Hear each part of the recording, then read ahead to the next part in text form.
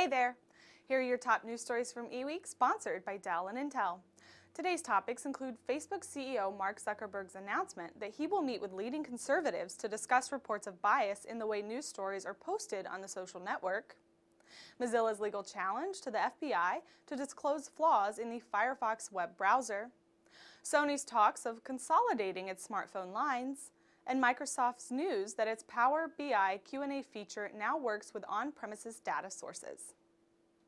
Conservative commentator and personality Glenn Beck has accepted an invitation to meet with Facebook CEO and founder Mark Zuckerberg on May 18th to discuss reports of bias in the way news stories are selected for Facebook's trending topics section.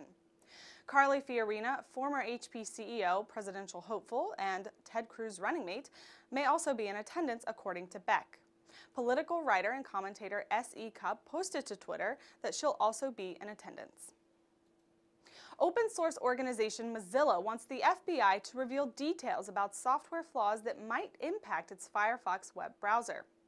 Danelle Dixon-Thayer, Mozilla's chief legal and business officer, is optimistic that a legal challenge will be successful and help Mozilla protect its own users. At issue is the FBI's alleged use of an undisclosed vulnerability in the Tor web browser to help take over a criminal child pornography website.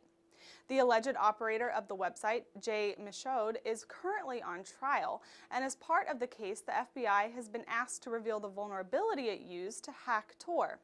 The Tor web browser is built on top of Firefox, providing built-in extensions to access the Tor Onion router network that is designed to provide users with a degree of privacy. On May 11th, Mozilla filed a legal motion to get access to whatever disclosure the FBI makes about the software vulnerability. Sony's Xperia Z, Xperia C, and Xperia M smartphone lines could soon be reduced to one Xperia X product line as the company fights for market share in the very crowded global smartphone business. Sony's coming changes were rumored in a May 13th posting in the independent Xperia blog. Sony has ended the Xperia Z series, and apparently the Xperia C and Xperia M series have also been canceled, according to the article. This means that Sony may exclusively use the Xperia X as a single brand to push all future handsets. With fewer product line designations, Sony could focus on one promotional and sales campaign rather than spreading itself thin in the market against huge competitors like Samsung and Apple.